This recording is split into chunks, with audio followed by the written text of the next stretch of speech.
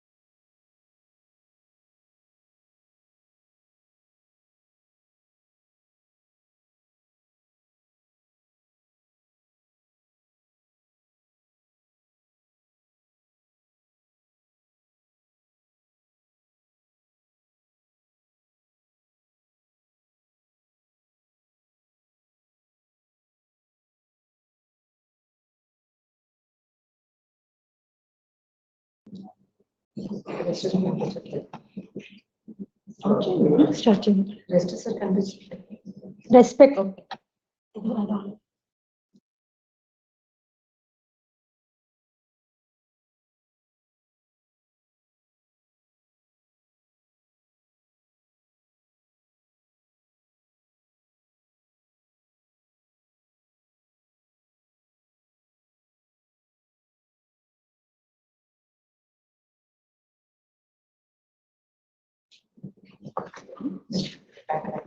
Respected Honorable Vice Chancellor Professor S. Prasanna Sri Madam, respected Registrar Sir Professor K.V. Swami Sir, respected Principal University College of Science and Technology Professor P. Vijay Nirmala Madam, today's program convener and head of the department Dr. T. Haimawati Madam, Day 1 resource person Professor D. Srinivasacharya Garu, NIT Warangal, and Day 2 resource person Professor Rehana Narsim, Bangladesh University of Engineering and Technology, co-faculty members and students. A very good afternoon to all. A warm welcome to today's program, International Seminar on Computational Techniques in Mathematics, organized by Department of Mathematics, Aditya Nana University. Now I invite Head of the Department and Convener of today's program, Dr. T. Haimawati Ma'am, to proceed further. Thank you, Dr. Ravati. Now I request the House to please rise for University Song.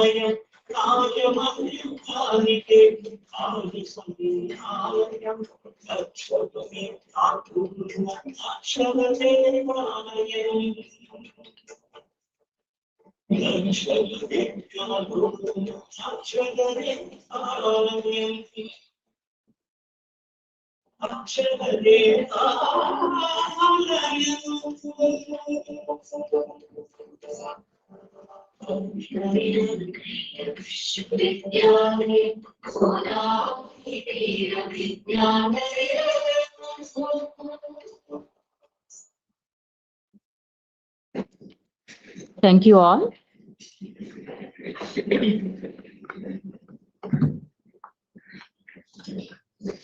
Honorable Vice Chancellor and Chief Patron of this seminar, Professor S. Prasanna Sri Garu, respected Registrar, and today's Chief Guest, Professor K.V. Swami Garu, respected Principal, University College of Science and Technology, Dr. Vijay Nirmala Garu, and today's resource person, Professor D. Srinivasacharya from NIT Warangal.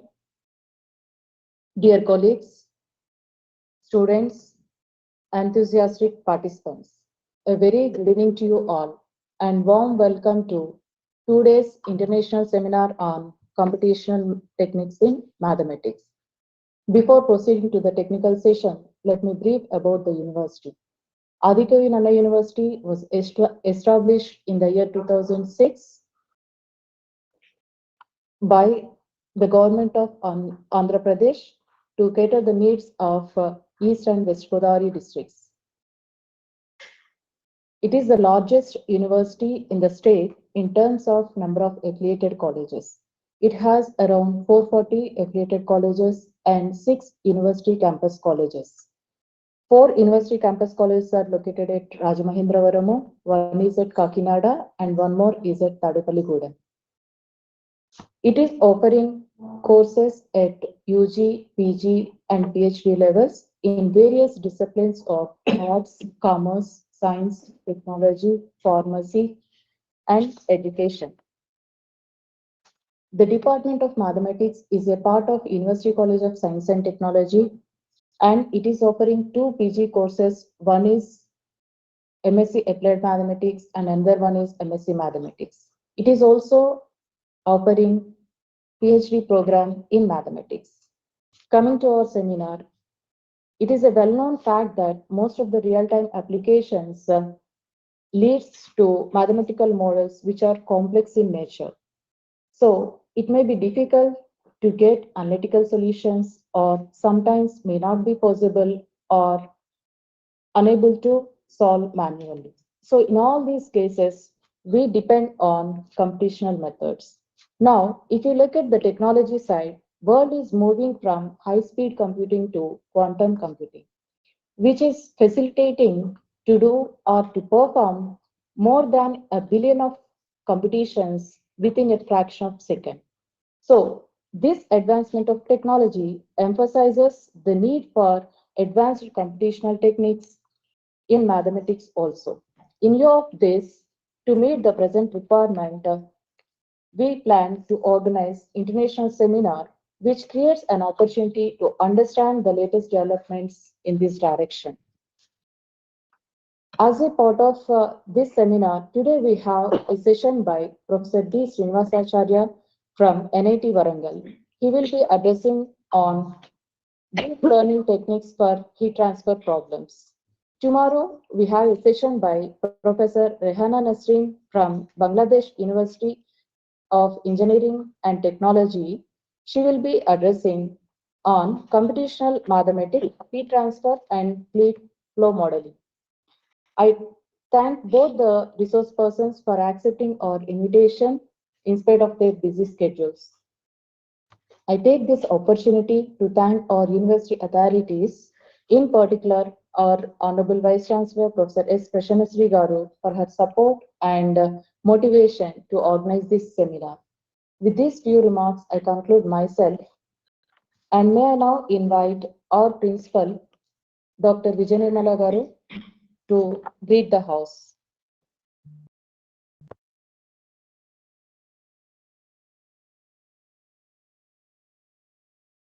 A very good evening to one and all.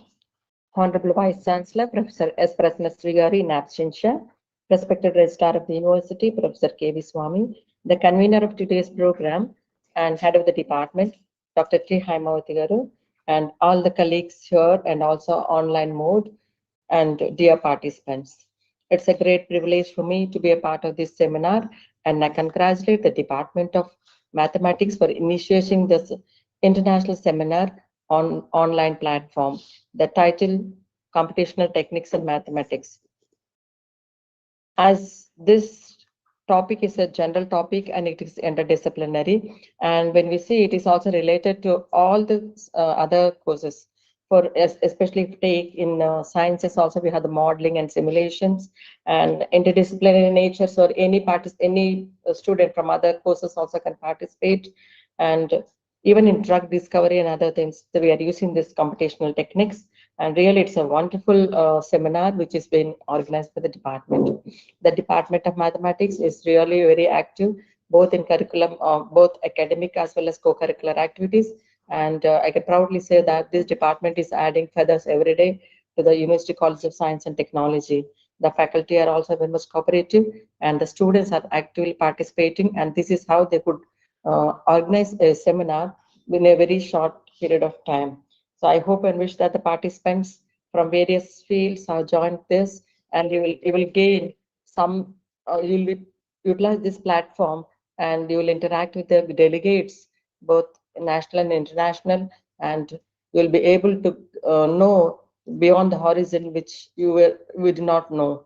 So once again, I congratulate the team and thank you for inviting me. And I wish and hope that this department will continue to contribute to the university by organizing many more events in future for the benefit of the scholars, students, and as a whole, the growth of the university.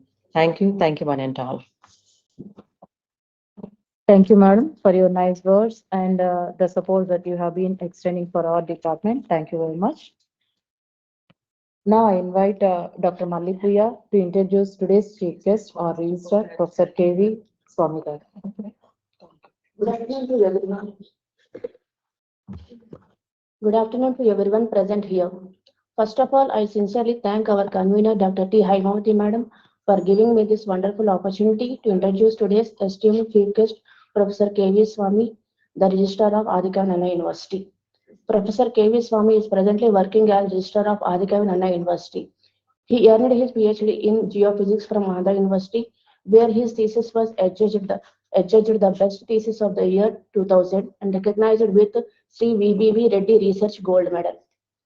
With a distinguished teaching experience of 21 years at postgraduate level and 19 years of postdoctoral research experience, Professor Swami has made remarkable contributions to higher education and research.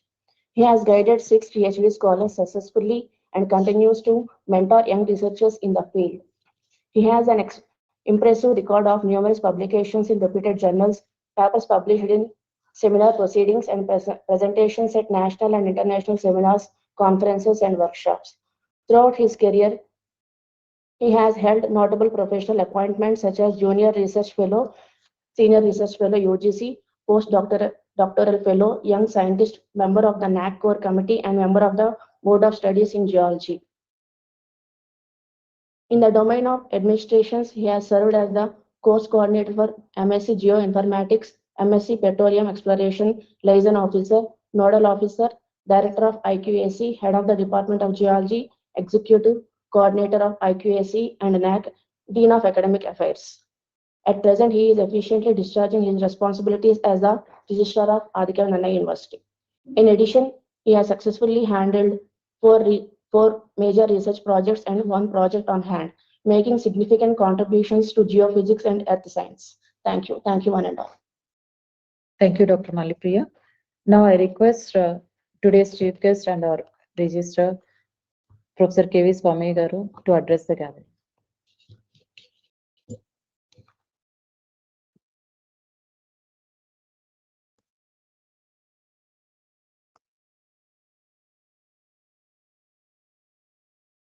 Good evening to all.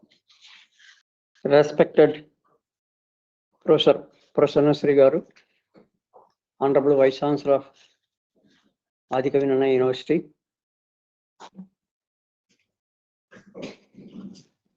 Dr. T. Haimavati, the convener of this international seminar. Dr. P. Vijay Nirmala, Principal of University College of Science and Technology,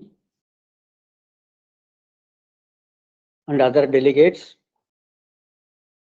resource persons, students and research scholars participating in the university. Good evening to all once again.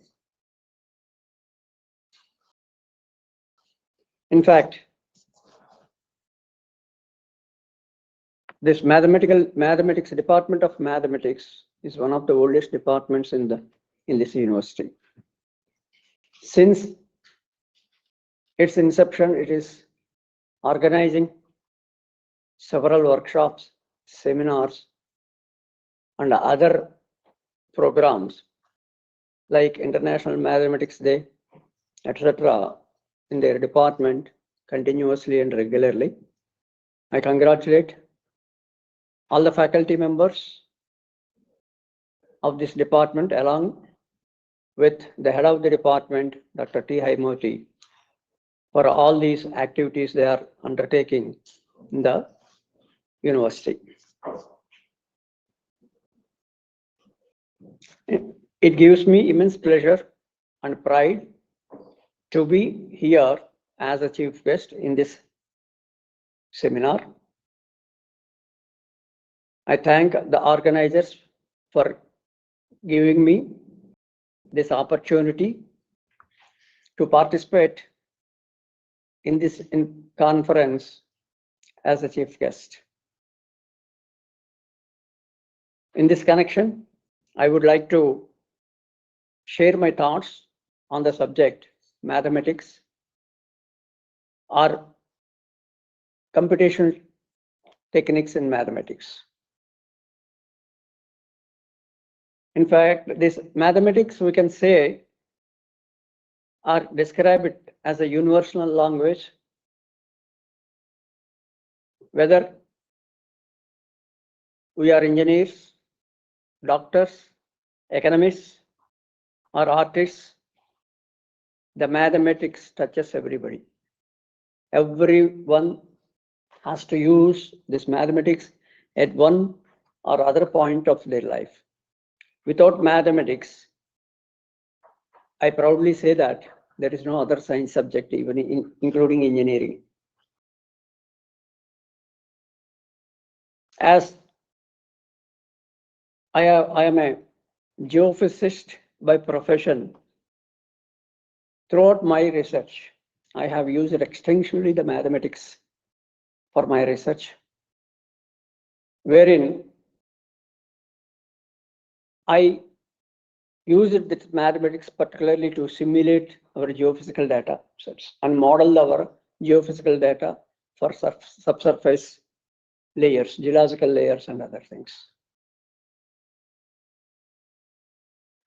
In geophysics, actually, we can say it is a remote sensing technique, wherein we actually will measure some physical quantities like magnetic field, gravity field, or electrical field like that on the surface of the earth.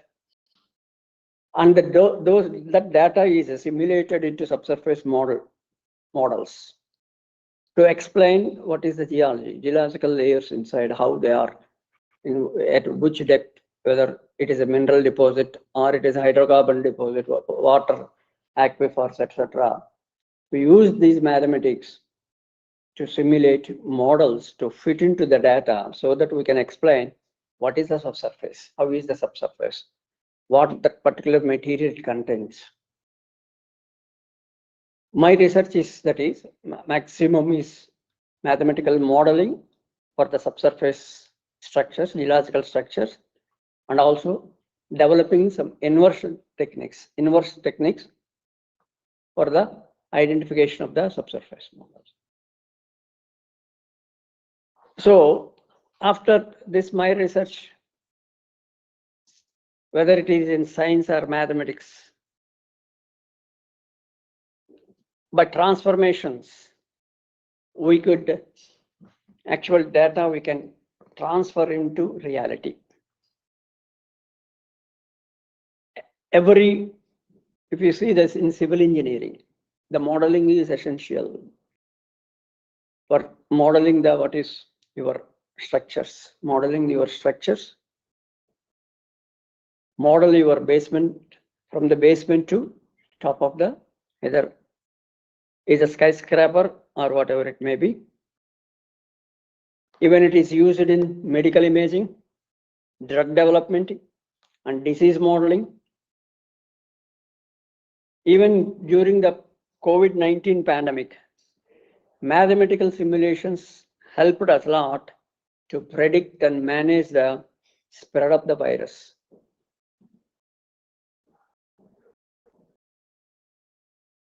As we know, the mathematics is not just numbers or formulas. In fact, it shapes the way we think. As I told, geophysical data when I use to simulate or model the geophysical data for subsurface structures. Our imagination is also plays a role there.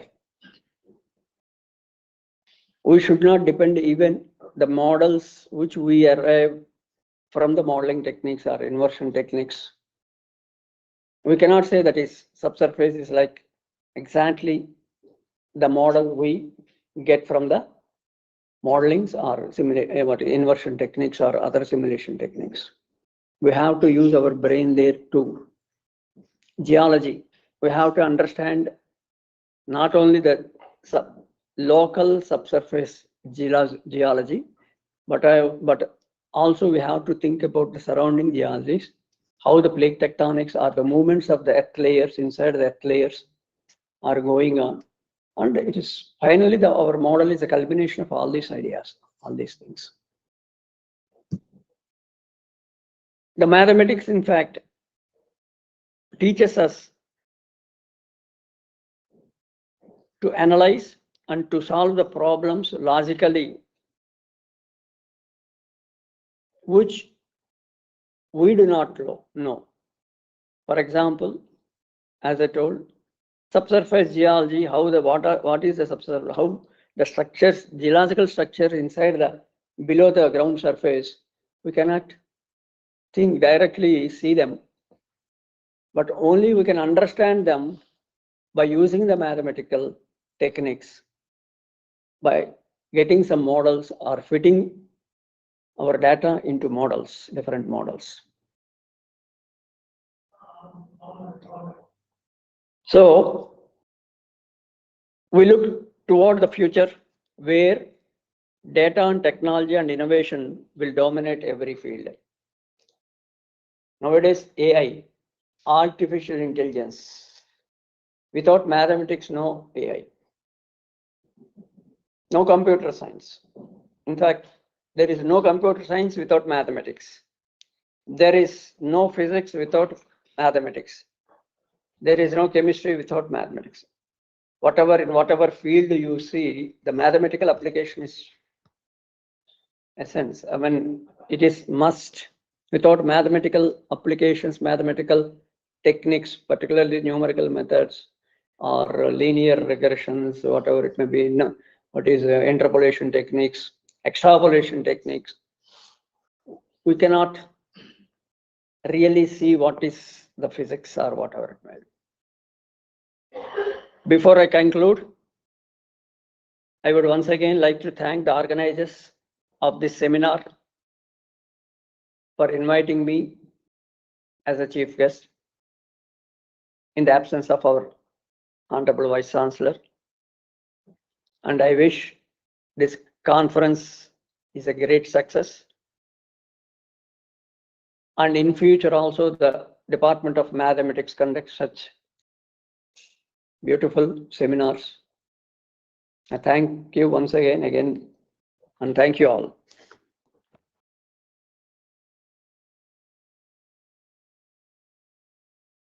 Thank you very much, sir, for your wonderful words and all the support that you have been extending whenever we approach you. With very kindness, you are giving the permissions to do this kind of activities. With your support only, we could able to do this kind of activities much.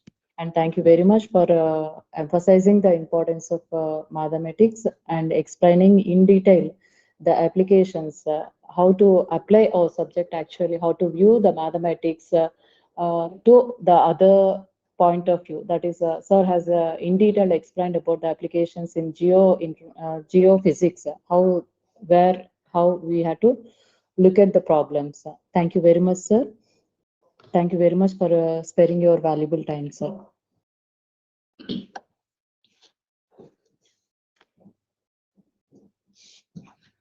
Now I invite Dr. K. Revati to introduce today's speaker, Professor D. Srinivasacharya Garu from NIT Warangal.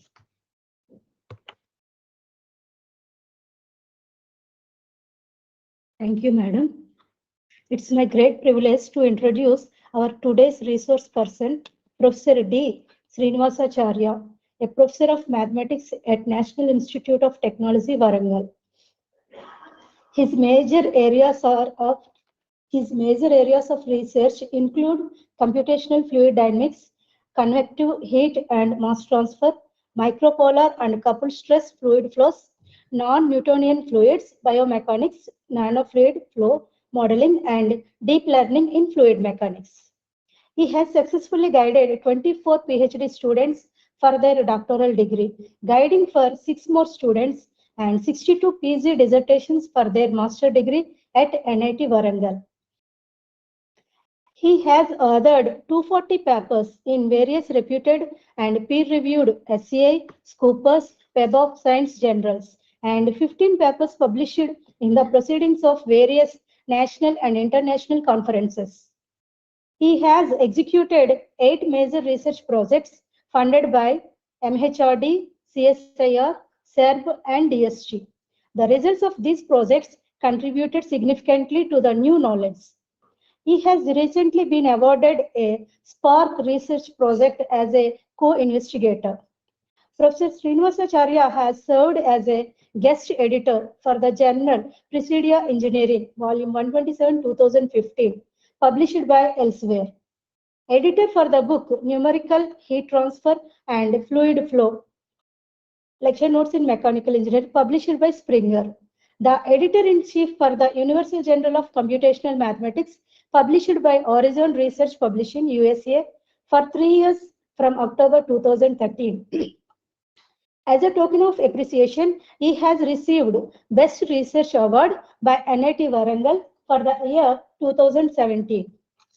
He was the coordinator for National Resource Center for Mathematics, identified by the Ministry of Human Resource Development to conduct annual refresher program in teaching ARIPIT for all mathematics faculty members of all institutions in the country. He had organized 3 international conferences and conducted 2 GAN programs at NIT Warangal. He has organized various programs like workshops, short-term training programs, national conferences in applied mathematics at NIT Warangal. In addition to the above, he has actively involved in some administrative positions like Professor in Charge Examinations, Head of the Center for Teaching and Learning, Head of the Department of Mathematics, and Chief Warden of NIT Hostels. Presently, he is Dean of Student Welfare at NIT Warangal. He has elected unanimously as a President of Andhra Pradesh and Telangana Society for Mathematical Sciences in the year 2023. He is life member of APSMS, ISTE, ISCHAM, member of American Mathematical Society. Professor Srinivasacharya is an active BOS member at different engineering colleges and universities and contributed significantly in the curriculum developments of various undergraduate and postgraduate courses. Thank you. Thank you. Thank you, Dr. Revati. Now I take the privilege of inviting today's speaker, Professor D. Srinivasacharya Garu, to deliver his talk. Sir, please, sir.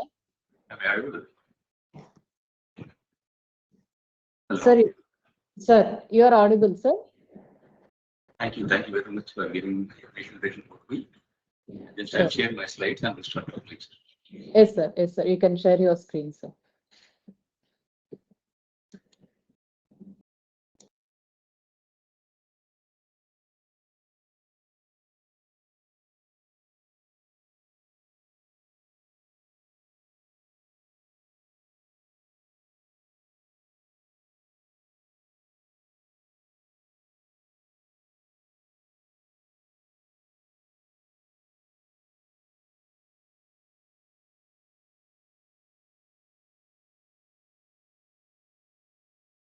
Visible? Is it visible?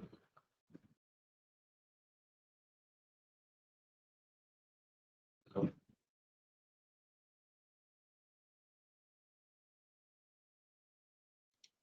Sir, you have to on your cam, I think, sir.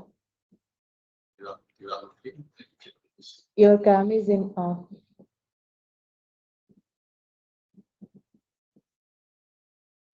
video. it is visible, sir. Slides are visible.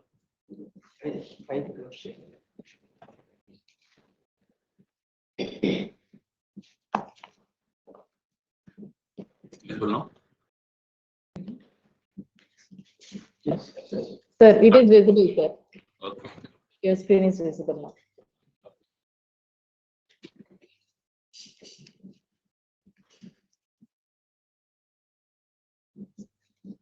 Good evening to all. I thank the organizers for giving me this opportunity to deliver a lecture in this today's international seminar. Today I'm going to present on neural network-based machine learning approach for bioconvection in a gas and fluid flow for an unstudied radial stretching.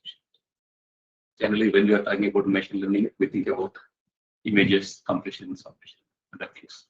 Here, you can use these machine learning methods to solve the differential equations. Machine learning is a transformative tool for analyzing extensive data sets and automating complex tasks. So this is generally we use the applications of machine learning to analyze the extensive data sets or to automate the complex tasks. We use the machine learning. And in recent years, significant advancements in the use of machine learning technique for various applications, particularly in the field of medical imaging and diagnostics. So here we are using many machine learning techniques in medical imaging and diagnostics. Beyond medical imaging, machine learning also shown from in the other complex domains. So we learned these authors have employed neural network models to replicate near-world turbulent flow, highlighting the effectiveness of machine learning in computational parameters. So these are the first authors applied machine learning techniques by using neural networks to highlight the effectiveness of machine learning techniques.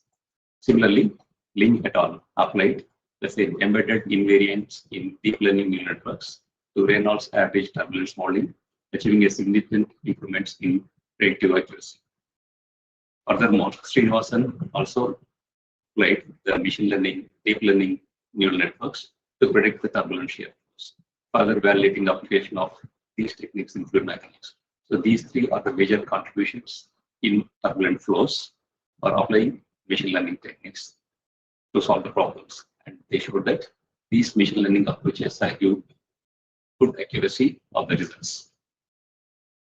These contributions emphasize the machine learning's expanding role in tackling complex problems across the diverse domains, in particular the turbulent flows. Turbulent flows are more complex than the lambda flows.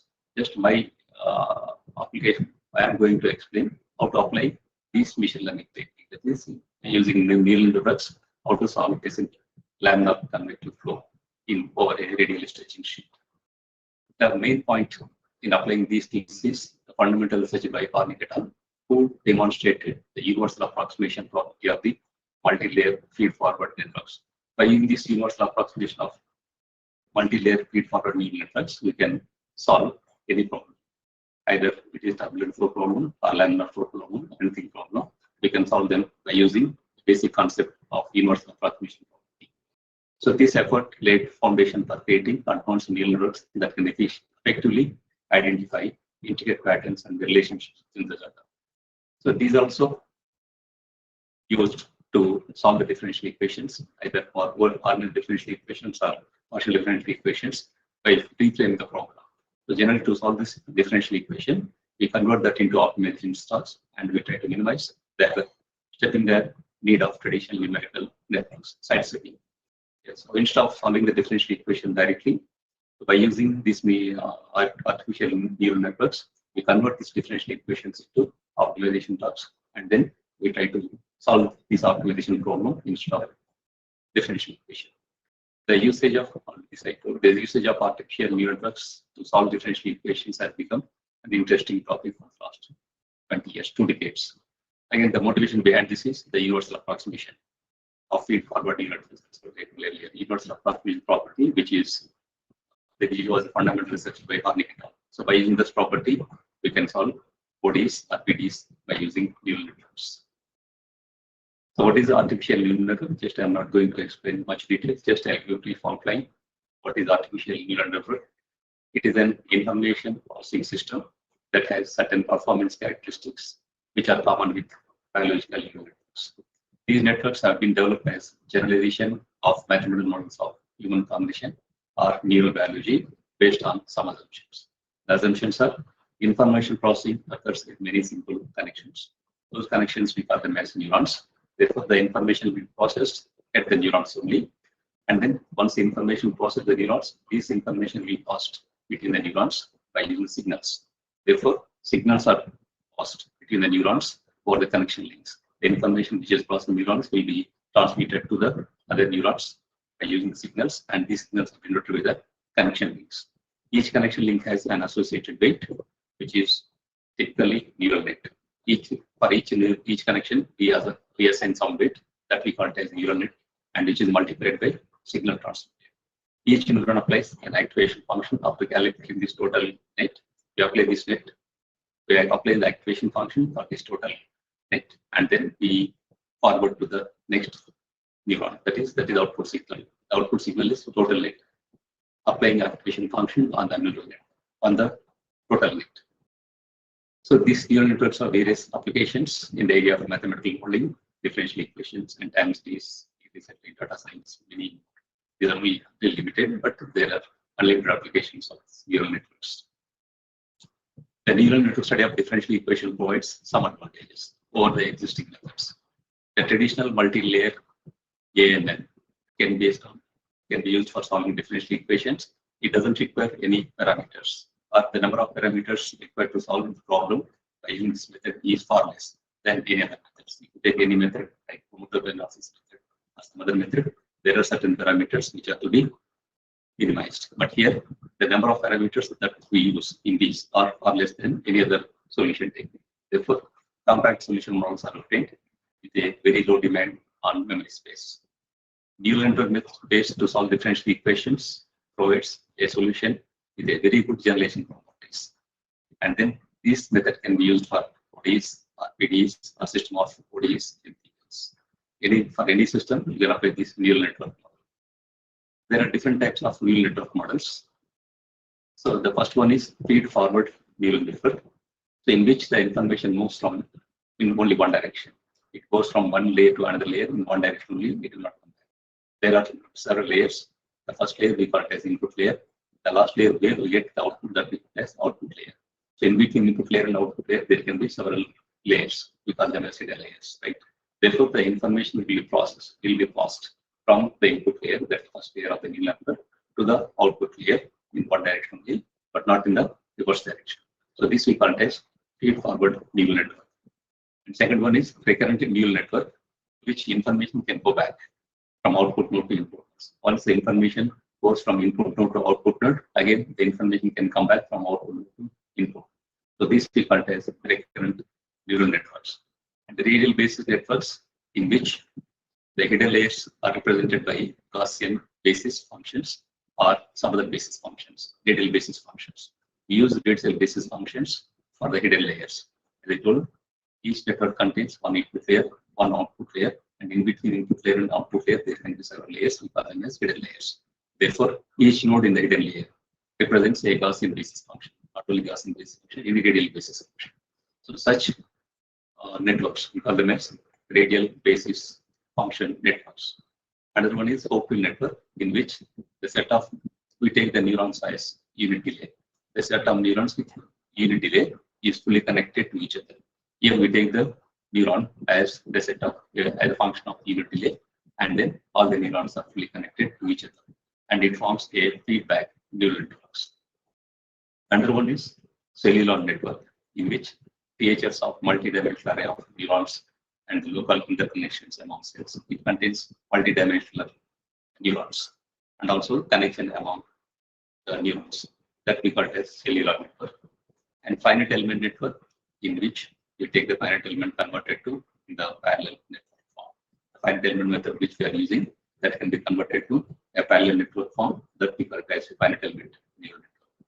Another one is wavelength element network, which is alternative to the feed-forward, which is already first of all feed-forward neural network for approximating arbitrary nonlinear function as an alternative. And instead of neurons, here we have wavelengths. We take the wavelets as the neurons and we call them as wavelengths. So these are some of the different types of neural networks that can be used to solve the differential equations. So here we concentrate on the first one only, that is feed-forward neural network, which can be used to solve the differential equation. This feed-forward neural network is the simplest neural network because of, among these, feed-forward neural network is a popular tool due to their structural flexibility, good representation capabilities, and availability of large number of training algorithms. To train this feed-forward neural network, there are a large number of algorithms. The first advantage, and you can represent easily, and the structure is also flexible. Because of these three, these feed-forward neural networks are very popular. In a feed, as I told the previous slide, in a feed-forward neural network, neurons are organized in the form of layers. One is we call it as input layer. A neurons in a layer receives input from the previous layers and feed it to the output the next layer. You take any neuron in a particular layer, it receives the input from the previous layer, does some computations, and forward it to the next layer. That is the basic structure of feed-forward neural network. So network connections to the same or previous layers are not done. Within the layer, no neurons are connected, and neurons in the current layer are not connected to the neurons in the previous layer. And then the data goes from input node to output node only in only one direction, forward direction, feed-forward direction only, no backward direction. In between input and output layer, there can be several other layers, we call them as layers, right? And there is no feedback and back loops. Therefore, the output of any layer does not affect the same layer, because any neuron, a neuron in each layer receives input from the previous layer, and then some calculations will be done in the neuron, and then it will pass to next layer. So the output of a neuron in a layer will not be passed to the neuron in the same layer, and it will not pass to the neuron in the previous layer.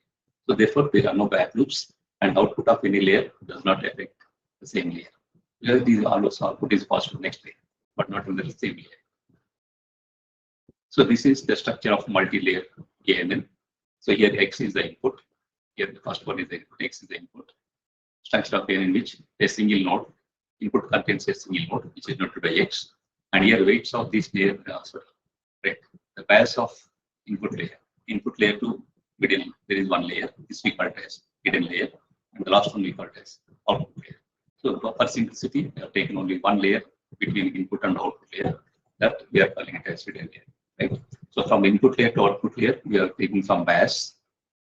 Some bias we are taking from input layer to output layer, and each connection is multiplied by a weight, and then total net is calculated by multiplying the weight by the neuron value and adding the bias. And then for that, the activation function is calculated. The result will be passed to the neuron in the next layer. Okay. So there are several methods to solve. Even in neural networks also, there are several methods to solve the boundary layer equations. So boundary layer equations are nothing but either ordinary differential equations or partial differential equations. So the thing is, instead of taking the differential equations directly, we take some phenomena, fluid phenomena, and then we get the governing equations of that modeling. We model that phenomena. When you model this phenomena, that phenomena will be converted into a set of differential equations. those differential equations can be either partial or net differential equations. Here, not only for boundary layer equations, any equations. Then there are three methods. First one is supervised learning method, in which many of the authors have done this method to solve the problems in boundary layer equations. So what they have done is, because the neural network, the job of neural network is to train the data. To train the data, that is the job of neural network. But to train the data, the network requires some data to be given to the network. How to generate the data is important, right? To generate the data, earlier people used to solve the differential equation because we have to generate the data which satisfies the given differential equations. Then once you get the data which satisfies the given differential equations, that data can be given to the network so that the network will train the data and then we get the record. To do this one, what initially the researchers have done, they have generated the data by applying some simple numerical methods like regular method or shooting method or some other method.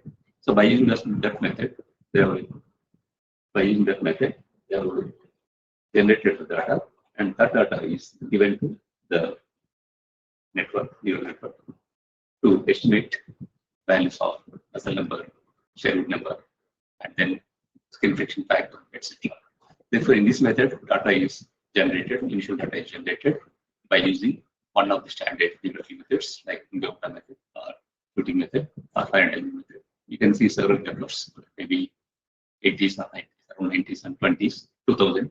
Between that, there are several papers where the authors have used the standard numerical methods to get the data, and that data is given to the network to train it and to estimate the values of skin friction coefficient, Russell number, and Sherwood number. So this we call as supervised learning method. There is another method which we call as method of trial solution. So our aim is to use the networks. We require some data, some basic data, or data. That data is to be tuned or trained by the networks. To generate the data, the generation of data is again a problem. To generate the data, there are several methods. The first method is use any of the standard numerical methods, generate the data, give it to the network. The network will train the data by using the given conditions and constraints, and then it estimates the values of the number and Sherwood. The other one is how to generate the data. The other method of generating data is to take some trial solution, like in homotopy analysis method or VAM, relational analytical methods. In these methods, what we do is we start with some approximation, In the same way, here to use the neural network method, we need some trial solution. So this Lagares et al., they have presented a multi-layer parcel from neural network for the solution of both ordered and partially differential equations. So what they have done is they found a trial solution. They tried to calculate a trial solution. Trial solution is a solution which satisfies not exactly, which is approximately satisfies given set of equations. And they have considered the trial solution as sum of two terms of solving the differential equations using networks. The trial solution can be written in the form which is given here. This is a trial solution, yt of x comma p, where y is the differential equation is in terms of y. So yt of x comma p is a of x plus f of x comma n x comma p. Here, a of x, sum of two functions. The first function is constructed based on the boundary conditions. Depending on the boundary conditions, the first function depends on the boundary condition, whereas second function doesn't depend on the boundary conditions, boundary initial conditions. So therefore, the trial solution can be taken as sum of two terms. The first one is dependent on initial boundary conditions. Depending on the boundary condition, you choose a of x. Because the trial solution, choosing the solution is our choice, but initial conditions. Therefore, we choose a of x. We choose a of x such that it satisfies initial boundary conditions, and this doesn't contain any adjustable parameter. No parameters are here. It's completely a function in x. Whereas the second function is again a function of n of x comma p. So n of x comma p is the output of the feed forward neural network. with P is the adjustment parameter. P is nothing but adjustable parameter. X is the dependent variable. X is the independent variable, and P is the adjusting parameter. So adjustable parameter, and N of X comma P. This is the output of the network.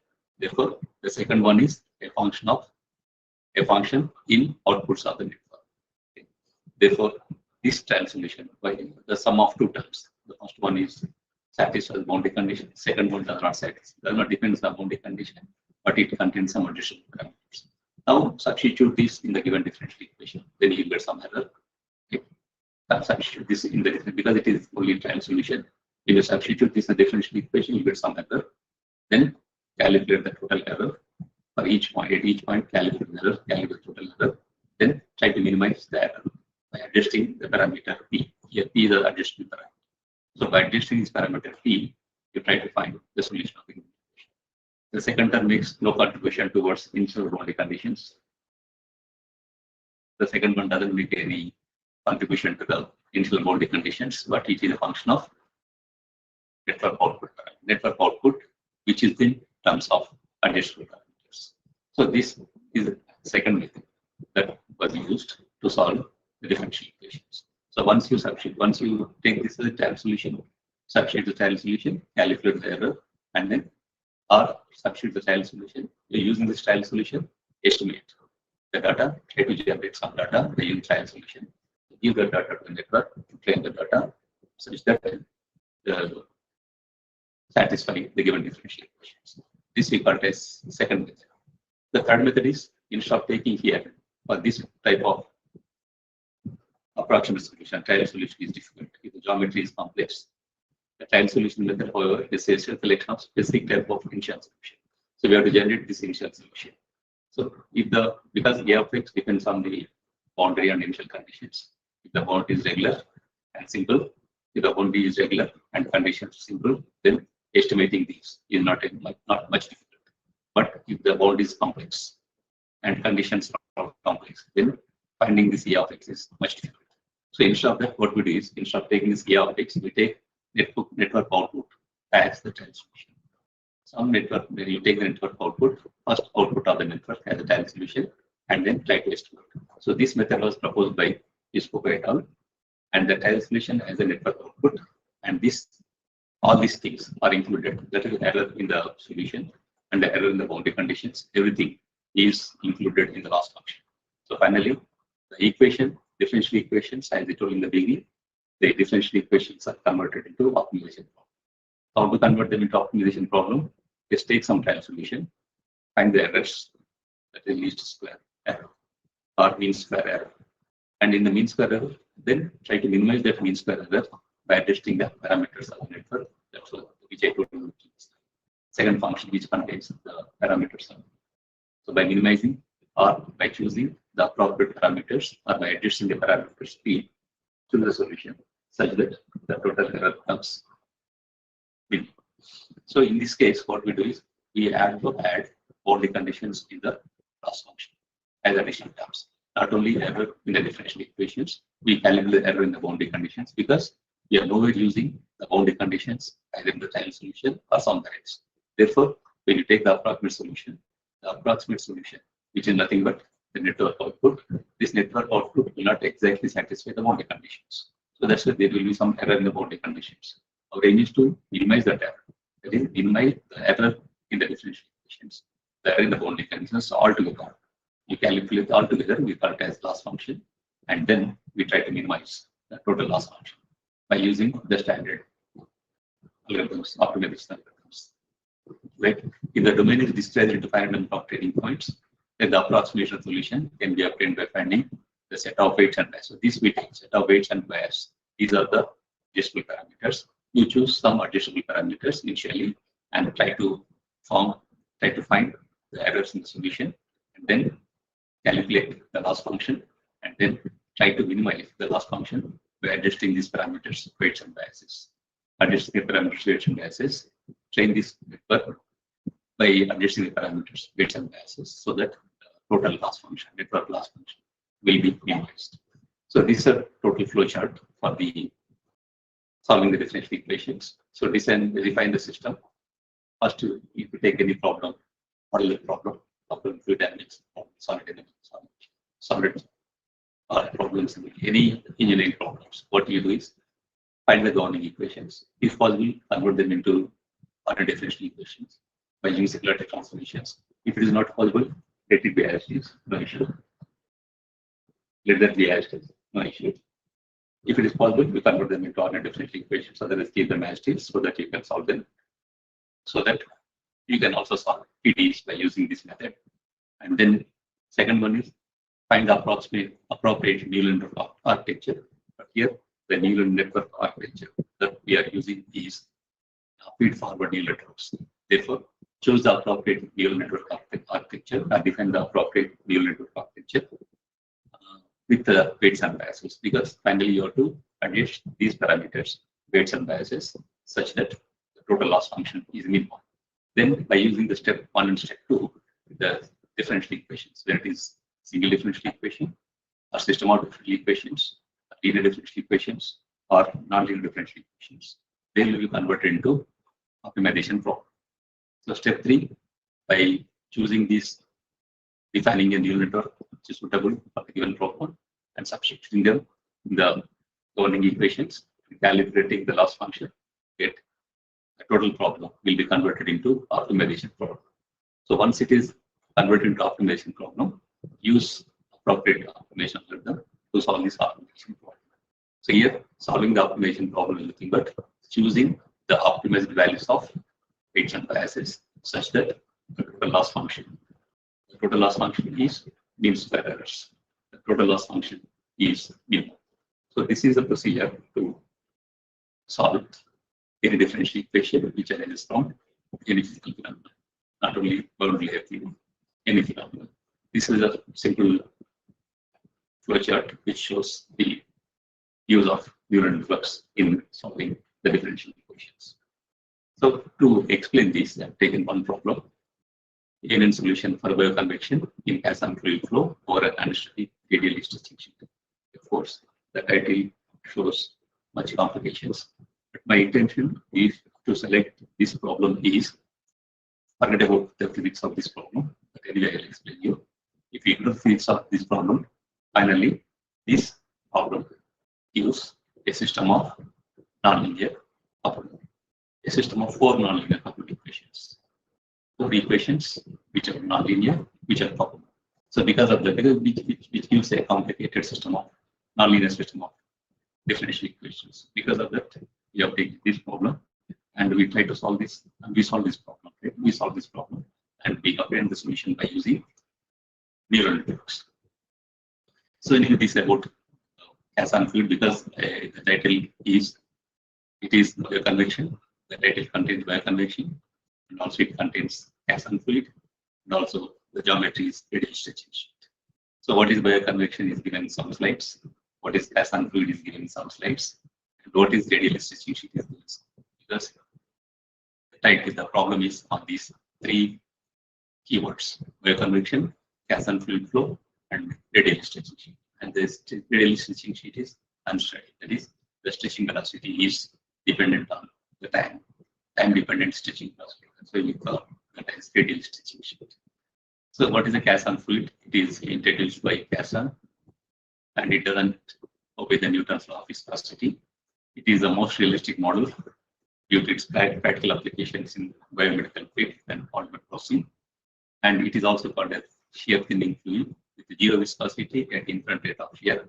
If the shear rate is infinite, then the viscosity is 0, and a converse also. If the viscosity at 0, infinite viscosity at 0 shear. If the 0 viscosity at infinite shear, infinite viscosity at 0 shear. And there is a fixed value, yield stress. There is a fixed value of stress that we call as yield stress. Below to that point, there is no flow occurs. And if it crosses the shear stresses the fixed point, then there will be a flow in the fluid. Therefore, this stress that we call as yield stress. Below to this yield stress, there is no flow. Above to this yield stress, the flow occurs. For practical problems, it provides means evaluating 2 characters. What you have to calculate: gas and viscosity, and apparent yield stress. Apparent yield stress is the value of yield stress for which the flow occurs. That you have to calculate. These are the one characteristic. Another one is gas and viscosity. Install viscosity. Here we have gas and viscosity, which is in terms of the shear yield, shear stress, and other parameters. So this has many applications in food processing, metallurgy, drilling operations, manufacturing of pharmaceutical products. These are some applications of this gas and fluid. Right. And what is stretching sheet? Many of the engineering problems are using the stretching sheet. You take a rectangle plate, stretch in X direction, that we call as a stretching sheet, or pull that in X direction. That we call as one stretching sheet. Then, if the stretching velocity is linear, we call it as linear stretching. If the stretching velocity is exponential, then we call it as exponential stretching sheet. So instead of taking a rectangle plate, we take a disc, circular plate, and stretch it in radial direction. Stretch in radial direction. That we call it as radial stretching sheet. The applications of these occurs in aerodynamics, the expansion of balloons, drying of plastic beams, etc.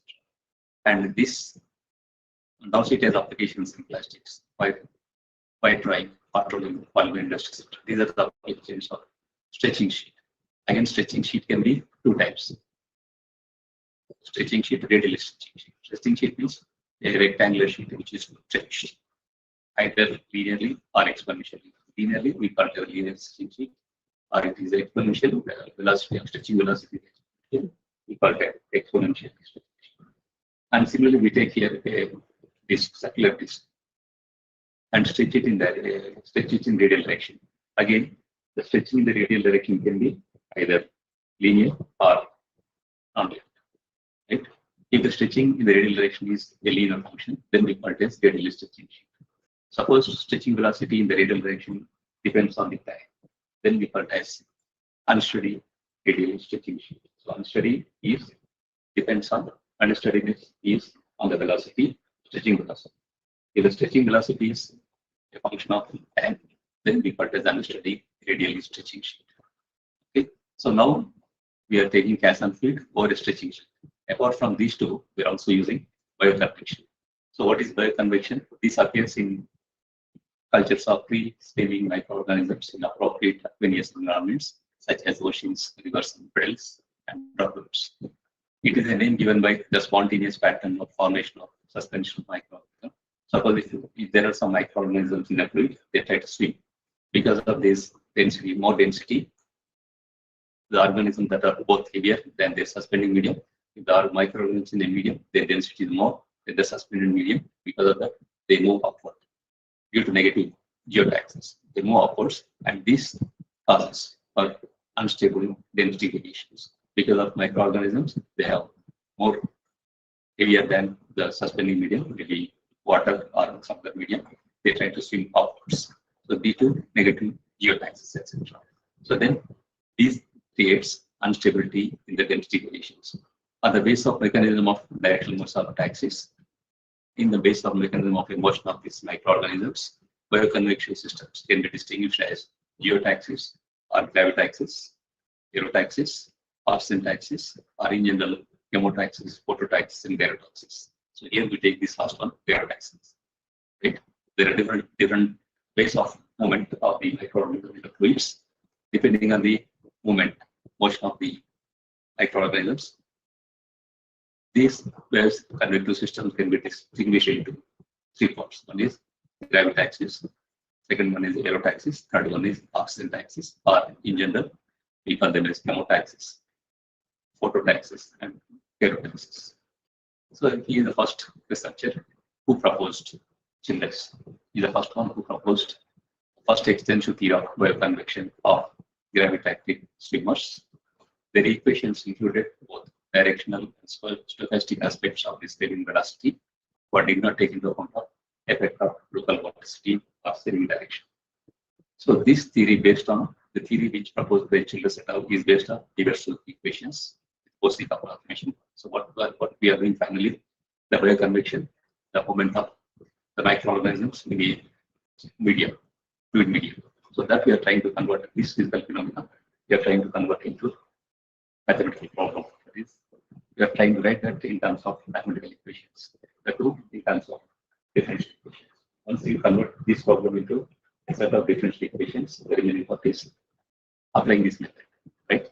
So Pedley et al. Introduced a continuum model for bioconvection, the suspension swing microorganisms. He has proposed the first extensive theory, but it does not include certain aspects. Because of this, Pedley et al. Again introduced a continuum model. Later, Pedley, Kessler et al. Introduced the hydrodynamic phenomenon of suspension of swimming microorganisms. This is what is microorganism who introduced, who presented or proposed the governing equations. Now, again, bioconvection has many applications. They are given here. These are the applications of bioconvection. Several researchers have studied the various aspects of bioconvection in an internal or external process in different geometries. So here, my interest is to consider the effect of bioconvection in bioconvection in a gas and fluid flow over a stretching sheet, right? Radial stretching sheet. There is nothing specialty.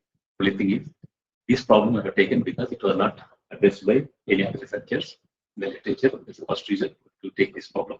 And second one is because this contains the once you convert this physical problem into mathematical model, we get a complicated set of differential equations, a set of 4 differential equations which are coupled and also nonlinear.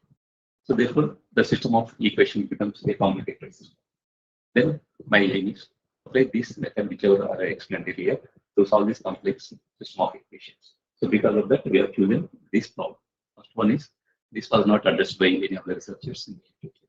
Second one is applying a key method, that is ALM-based method to solve this problem.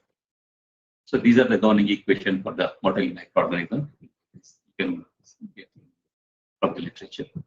A different definition of different parameters, different constants used here, different variables used here, given here. Same thing whatever I told. In most of the studies, bone layer flows, the authors used ANM to train the numerical values. I told in the beginning, that is supervised learning.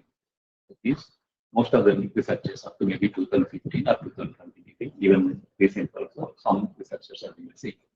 What they are doing is apply some method, a method, whichever you feel simple.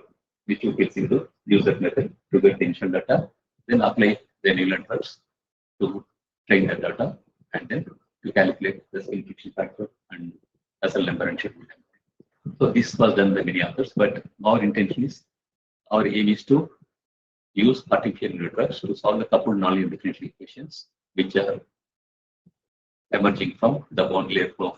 This same problem, whatever I explained. And here we have used Adam's optimization method. There is nothing specialty to use Adam optimization method. You can use some other method also. Because we are trying to check whether the method proposed by some postcopet can be applied to fluid dynamics problems. With that intention, we have used all simple cases. We have taken the simple cases. For further research, we can replace this optimization method by some other method. Part is optimization. And for optimization or something else. You can use it, or you can compare which optimization gives better solution. That can be done, right? So this is a problem statement. We consider two-dimensional unsteady this. This is a radial stretching sheet. So we are stretching this in the radial direction, the velocity, a function of t time, velocity, which is a function of r comma t, radial direction on time. And the coordinate system is taken, the z-axis perpendicular to the plate and r-axis in the radial direction. This is a stretching sheet. This sheet is stretched in the directions. With the velocity, we have on c. Because of the stretching, the flow will be generated. The flow is generated because of the stretching of the sheet. So start stretching and shrinking. Because of that, there will be a flow generated, right? So these things are given here, and then on the plate, the velocity is W. The velocity of the plate is nothing but stretching velocity. The temperature of the plate we take as TW, and the concentration of the plate we take as CW. And because there are microorganisms that are included in the fluid, therefore the microorganisms on the plate we take it as the number, the density of microorganisms on the plate we take it as capital NW. Here capital N represents the density of the microorganisms in the fluid, right? So then again, far away from the body, far away from this plate, the flow is uniform because the flow is generated because of the stretching of the sheet, right? We assume that T infinite and T infinite, C infinite, and N infinite are the ambient velocity, ambient concentration, ambient temperature, concentration, and concentration of micrograms. And because the stretching velocity is in terms of because stretching velocity is time dependent, we choose because the sheet is stretching, the temperature on the sheet will also change. So that we take it as angular function of T, and concentration of the sheet we take it as angular function of T, like that we take here. So because of what we are taking, this is stretching velocity, BR by 1 CT, temperature on the sheet, the TW is T infinite plus BR by 1 CT, similar concentration, and this is the density of the microorganisms. So these are the governing equations. These equations are again based on some assumptions. Assumptions, most of you may be doing because most of you are because of that assumptions. These are the equations. Because of the boundary layer functions and posting approximation, we get these 5 equations. So first equation, the continuity. Second equation, the momentum. Third one is the energy equation. Fourth one is the concentration. The fifth one corresponding to the concentration of the mobile microorganisms. This is the moment of the mobile organisms. So here U is the velocity, UVW gives the velocity component, E is the temperature, C is the concentration. The parameters are given nu and beta, all these things. Nu is the kinematic viscosity, UW is the stretching velocity, U is the velocity component direction, UVW are the velocity components, alpha is the thermal diffusivity. These constants are taken here. These are the boundary conditions because velocity, the sheet is stretching, the velocity of the sheet is same as stretching velocity, and because also we assume that the plate is porous, means you can inject the fluid through the plate or you can suck the fluid through the plate. Because of that, we assume that the velocity is VW, that is the plate is porous, and this is the temperature on the sheet, this is the concentration of the sheet, and far away from the sheet, the temperatures are maintained far away from the sheet because the sheet is moving at the place of the far away from the there is no effect of the sheet. That's why we take velocity of the sheet is 0 in the ambient medium. This is the temperature of the ambient medium, T infinite. C infinite is the concentration of the ambient medium, N infinite is the density number of the density of microorganisms in the ambient medium. Now again, if possible, what we use, these are the partial differential equations. If possible, we try to convert that into ordinary differential equations.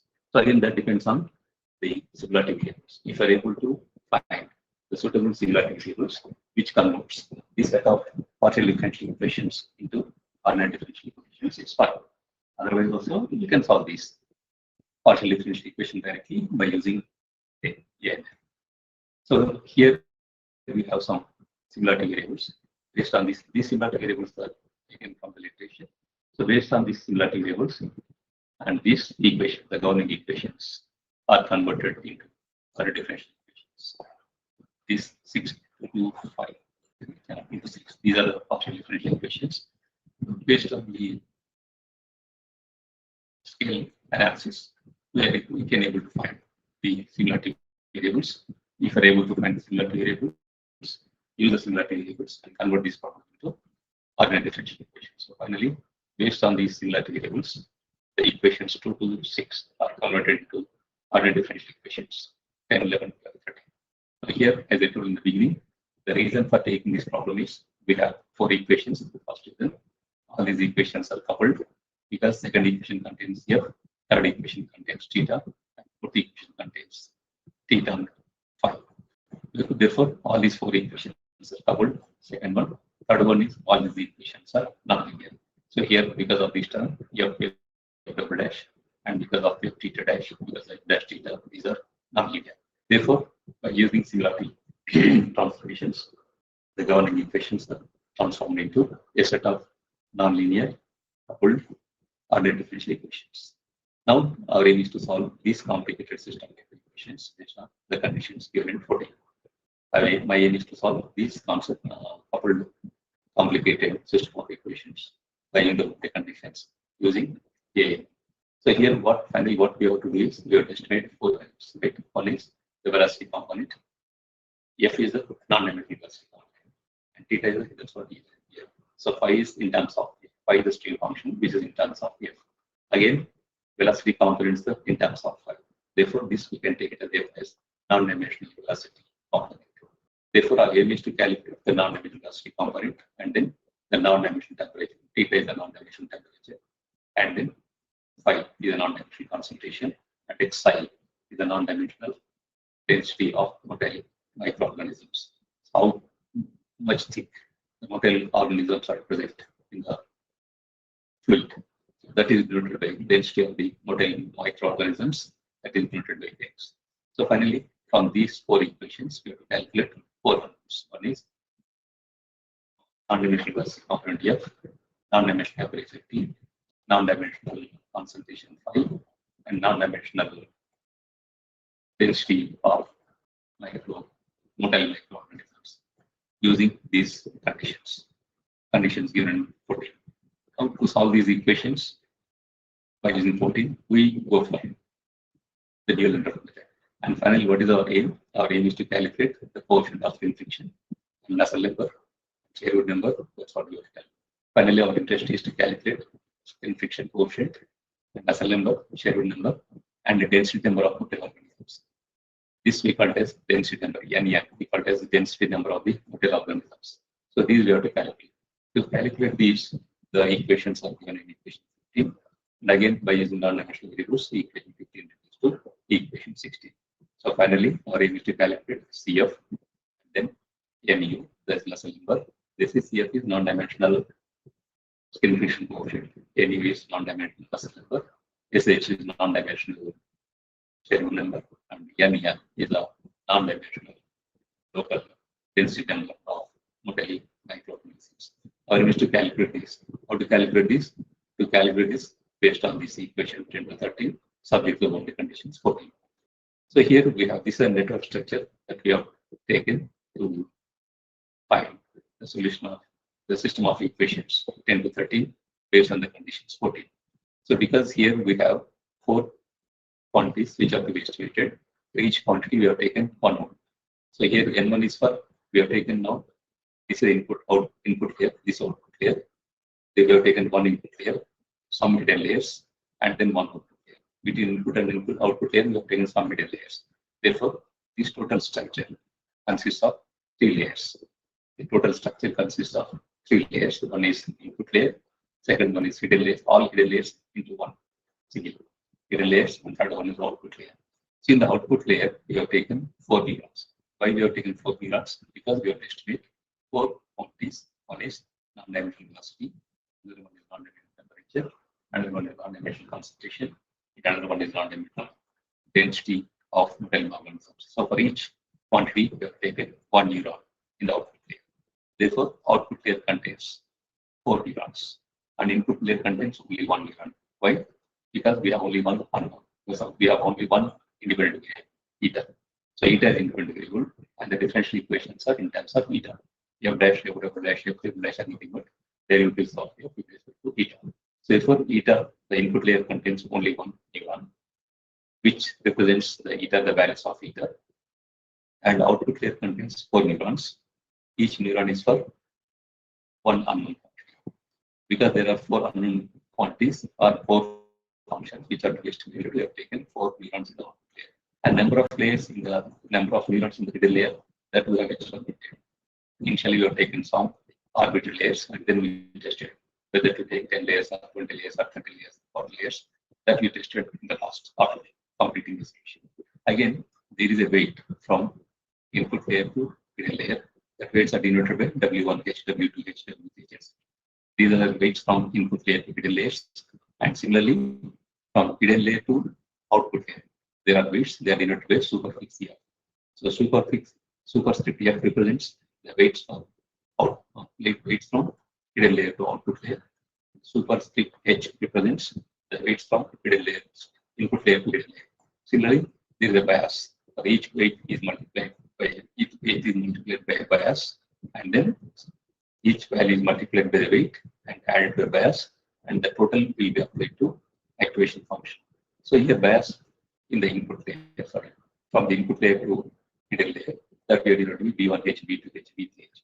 Here B's represents the biases and W's represents the weights, right? So therefore the output layers are in terms of this output layer N1.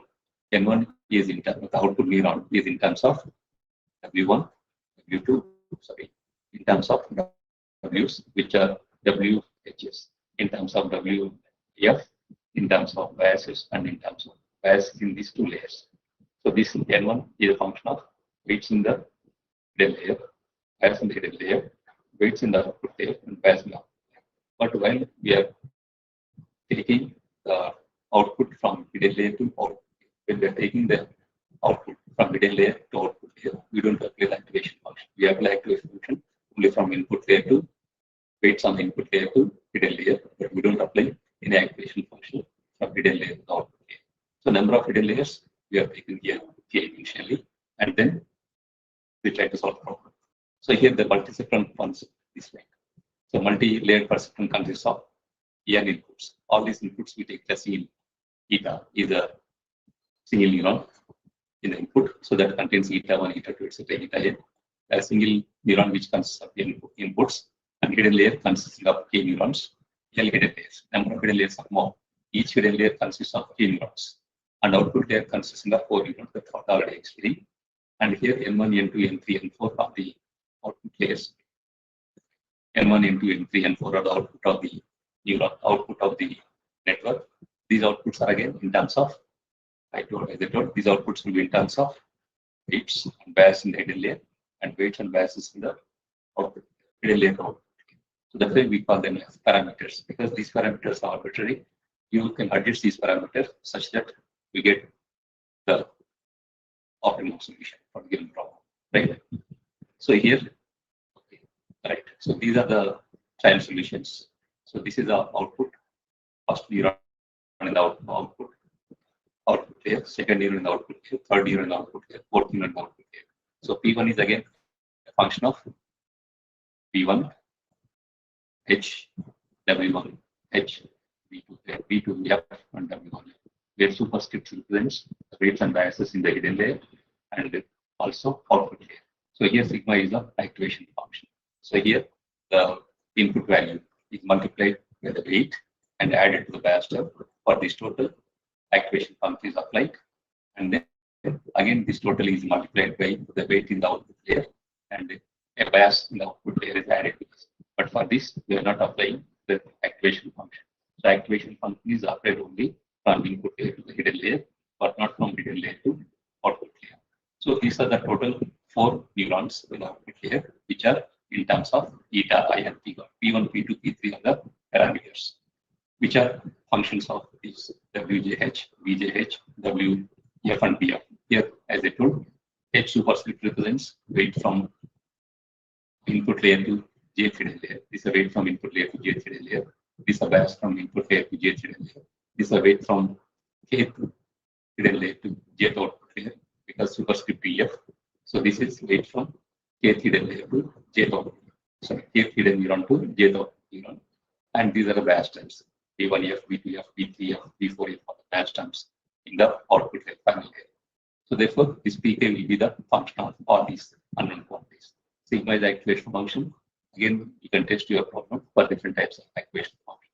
There are several types of activation functions which are available in the literature. You can use any other activation function, but you have to choose the appropriate activation function so that the solution converges. Therefore, you can try with different activation functions that are available and choose the best one. So we tried that. We have chosen the activation function, sigma function.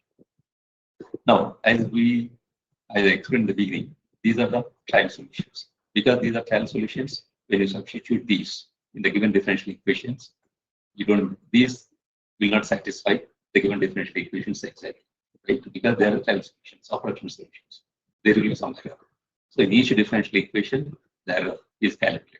So this is not equal to 0. This left-hand side is the error in the first differential equation. This, in the 19th, left-hand side is the error in the second differential equation. In 20th, left-hand side, the error in third differential equation. And this error in the fourth differential equation. So we calibrate the errors. How to calculate the errors? Residuals. We call them residuals or errors. What are mean? How to calculate residuals? Just substitute the output neurons, the values of output neurons, the differential equations. Then you get the residuals or errors in the differential equation. Similarly, the errors in the boundary conditions are given equation 20. Now we formulate the loss function. So this is the total error. The loss function is given by this function. How we are taking for each point, because for each eta I, we calculate the error in the first differential equation, each value of eta I. Calculate in the first differential equation, then the second differential equation, error in the third, error in the fourth. Then for all eta i's, you do it in sum it. That gives the total error corresponding to the first one. Similar total error corresponding to the second one. So this is the total error, mean error corresponding to the first differential equation. This is a mean error corresponding to the second differential equation. This is a mean error corresponding to the third differential equation. This is a mean error corresponding to the fourth differential equation, and so on. So all these errors, and then we add all the sum of the squares of the errors.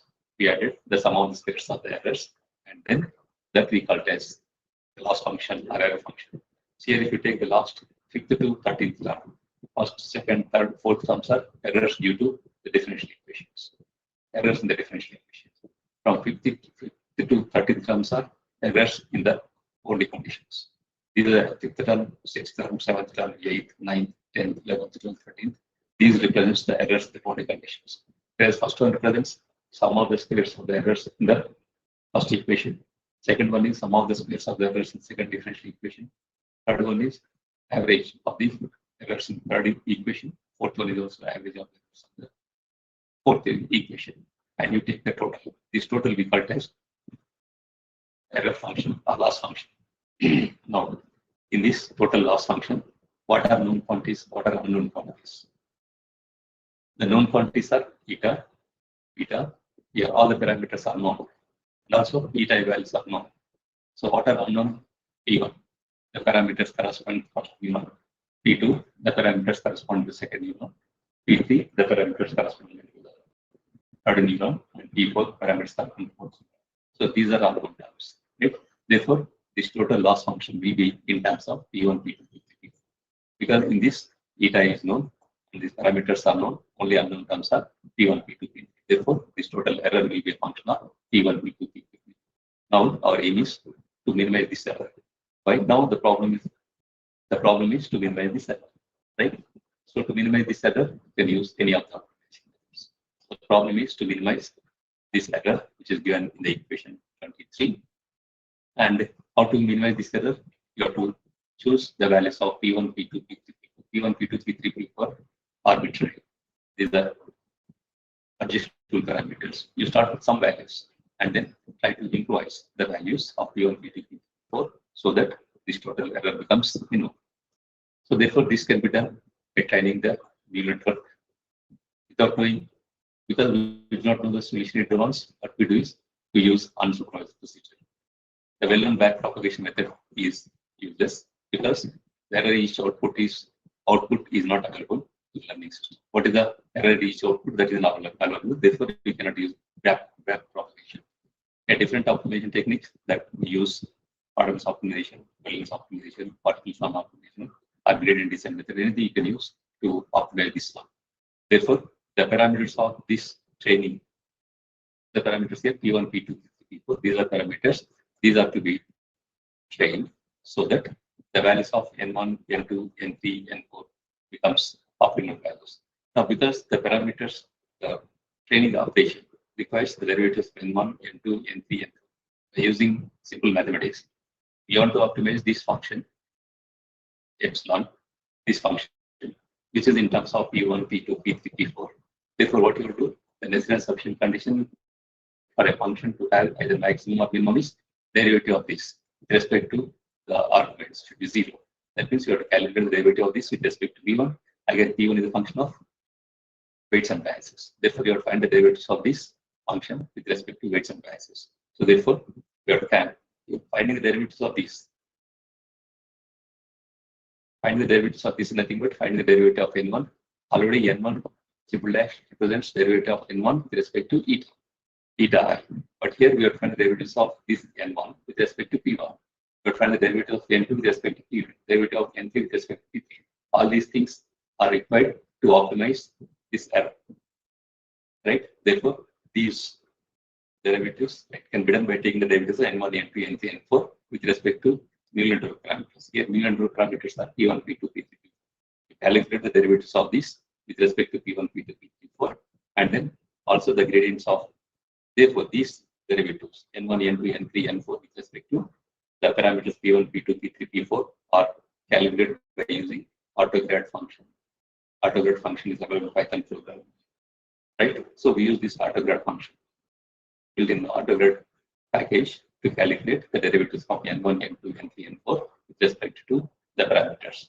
So total this is implemented by using Python. The total architecture, that is ANN, finding this AI solution by ANN is implemented in Python, where there is a ready-made package available, autograd, to calculate the derivatives of n1, n2, n3, n4, and also ready-made package for autumn optimization, ready-made package for Berlin optimization or particle sum optimization. Therefore, because of that, we implemented in Python. So to find the derivatives of n1, n2, etc., we have used the autograd, which is Python, and the total code is there. So these are the derivatives with respect to input parameters. This eta is the input parameter. Just is the derivatives with respect to parameters. So eta 1 by dou eta, dou n by dou eta 1, dou n2 by dou eta, etc. And similarly, you can calculate the higher derivatives, higher order derivatives. And these derivatives are to be used in the equations, not in the optimization method. These derivatives are to be used in the equation. This you can calculate directly. Because you know eta I, you can calculate these derivatives directly. But whereas derivatives of this error with respect to P1, P2, because P1, P2, P3, P4 are unknown terms, and you have to find the derivatives of that unknown terms. Sorry. You have to find the derivatives of error function in terms of P1. Therefore, you have used ready-made packages. These can be directly calculated. And then finally, what we have done is the problem reduced to the important 4 to 5 important parameters. First thing is how many hidden layers you have to get the best solution, the solution which is close to the exact solution. So we have to fix up 5 parameters. First one is number of hidden layers. So initially we started with there are L hidden layers. How many hidden layers are required to get the optimal solution? That's the first question. Second one is how many number of leads in each hidden layer? How many neurons you want to take in each hidden layer? Maybe 10 neurons or 20 neurons or 30 neurons, that's your 5 layers. That you have to fix it. So first you have to fix how many hidden layers are required. Next you have to fix how many neurons in each hidden layer required, the second part. And third one is how many training points. Here we training points you have taken as eta 1, eta 2, etc., eta n. How many you want to take, 10 or 20 or 30 or 40, that you have to fix it. This is the third one. And fourth parameter is activation function. Which activation function you have to use? Because I told there are, you can find the literature, there are several activation functions. Which activation functions you have to choose it. So first you have to fix number of hidden layers. You have to fix the number of neurons in the hidden layers. You have to fix the number of training points. You have to fix the activation function. Then you have to fix the automation and the learning rate. All these things are to be fixed. Once you fix all these things, then you can calculate the solution for different values of the parameters involved in the problem. So here we tested for different values. Finally, I'm presenting the final one. Here we have used the Adams optimizer. We have used Adams optimizer. The last one optimization algorithm is Adams optimization. The learning rate is 0.01. Learning rate also we have to fix it. We have fixed it because this is again based on the expectation. We tried the different values. Finally, we fixed for this. So learning rate is 0.01. 50 data points the input here. This one, okay, number of training points is 50. How this is done, I'll show you the next slide. And sigma activation function, we are taking a sigma activation function. And only one hidden layer is sufficient to get the good results. Only one hidden layer is sufficient. That's why we're taking only one hidden layer. And in that hidden layer, we have taken 10 hidden layers. So that is given here. This one. So number of training points are number of neurons in the input layer. First we have taken 50, then we have taken 100, then we have taken 200. And we calculated these 4 quantities and we said for 100 and 200, the difference is almost 1, 2, 3, 4, 5, right? 10 to the power of minus 5. So that's why we have fixed. Even the difference between 50 to 100 is also almost 10 to the power of minus 4. So because of that, we have taken the number of training points, is 50. Number of training points is 50. And similarly, number of neurons. First we tried 10 neurons, 20 neurons or 30 neurons in hidden layer. So between 10 and 20, the difference is almost negligible. Even between 10 and 20 to 10 and 30, there isn't much difference because it is almost 10 to the power minus 5. So because of that, we have taken the number of neurons in hidden layer as 10. So therefore, out of these 5 parameters, we have fixed this number of hidden layers only one. We tried with 1 hidden layer, 2 hidden layer, 3 hidden layers, but only for 1 hidden layer we got best solution. Because of that, we fixed the hidden layer as one. Again, all these things are by experimentation. You sit and then try different 1 hidden layer, get the results, 2 hidden layers, get the results, 3 hidden layers, get the results, then compare. We didn't find any difference between the number of hidden layers. That's why we are taking 1 hidden layer. And number of units in each hidden layer, that's how we have shown in the table, this table. Based on this table, we have taken the number of units in hidden layer is 10. And third one is number of training points. So based on this table, we tried with 50 training points, 100 training points, 200 training points, and we calculate physical quantities. And there's no difference with 50 and 100 and 100 and 200. That's why we've taken number of training points as P. So this is fixed as 1. Second one is fixed as 10. Third one is fixed as 100. Fourth one, activation function is fixed as sigma activation function.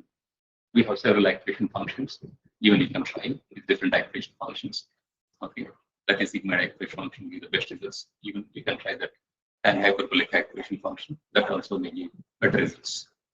But the results obtained by using this sigma activation is better.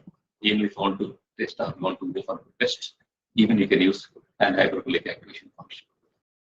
Instead of sigma activation function, you can use an hyperbolic activation function. And again, optimizing methods just to check the validity of method, present method, to solve a complicated system of equations. We have taken a simple optimization algorithm, that is runs optimization. Now, out of the 1, 2, 3, 4, 5, all are fixed. Now, the remaining part is calculating the Sherwood number and then sin friction coefficient, etc. Right? And here the problem is, another thing is, the problem is in infinite domain. Because far away from the body, the problem is in infinite domain. First, we convert the problem of infinite domain into finite domain, such that the value gives the end value. At the end value, the variable satisfies the boundary conditions. Right? That's what it is written here. The problem 0, eta infinity is 0, infinity is truncated to 0, eta infinity. There will be context 0, L, where all the variables at eta infinite satisfies the conditions at infinite. Therefore, the infinite domain, semi-infinite domain is converted to a finite domain. Since it is finite into finite domain, divide that into number of training points. Take 10 training point, 100 training point, 200 training point between 0 to eta infinite, and then we tested the values. Finally, we got these results. Okay. And then further, apart from this, we also compared the results of our present method with the shooting method. So almost the error is negligible. The present method and shooting method, whether our present method is working efficiently or not. We compared this with the shooting method. Further, we compared further it is compared with the results of the literature. By suppressing some of the parameters in the present program, the results of the present problem are also compared with the results of the problem which are available in the literature. Okay. And these are anyway usual comparison, that is variation of the various physical quantities with respect to the parameters. So this is variation of the non-dimensional velocity and the temperature, concentration of the mobile microorganisms with respect to the unstudied parameters. I'm not going to the details of this. This is standard analysis. So by using these graphs, we can come up with certain observations. We can have some observations. This I'm not doing. All these are drawn after fixing the 5 parameters, which I've explained in one of the previous slides, right? Yeah, these are coefficient of skin friction, muscle number, Sherwood number, and density across microorganisms. So these are the final conclusions. How the skin friction is varying, how the muscle number is varying, how the Sherwood number is varying, how the density of mobile microorganisms is varying. All these things are here. But the primary objective is to apply ENN method to solve a coupled nonlinear differential equations, ordered differential equations. These equations arise from bioconvection in an isosymmetric flow, as before, and unstudied radial distance association. And the methods that we have used in the end already explained that these are important. Because my concentration is to explain the method, ANN method, to solve the differential equations. Even recently, we solved partial differential equations. And there we tested for different kinds of activation functions also.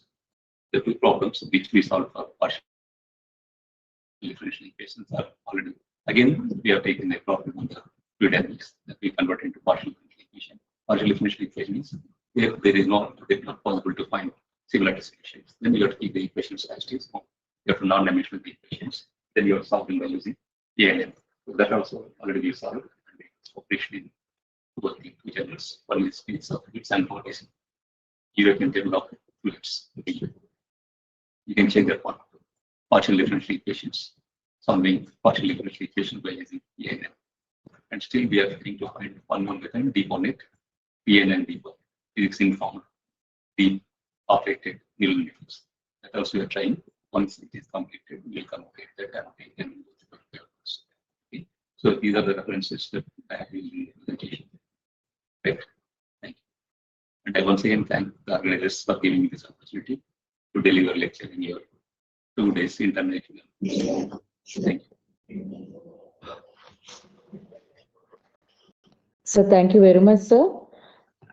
Thank you very much for throwing a light on various neural network methods and detailed procedure for solving differential equations, and also a wonderful demonstration by taking an application, which is a research paper related to Kisan fluids. Thank you very much, sir. Thank you so very much, and also for accepting our invitation and sparing your valuable time and giving very useful information to the audience. Thank you very much, sir. Okay, thank you. Thank you, Ananda. Thanks other participants for patiently listening my presentation. Okay, thank you. Thank you, sir. All the participants, please join tomorrow. The session will start at 4 o'clock. So you are requested to join at least 15 minutes earlier. If you have any queries, you can ask now.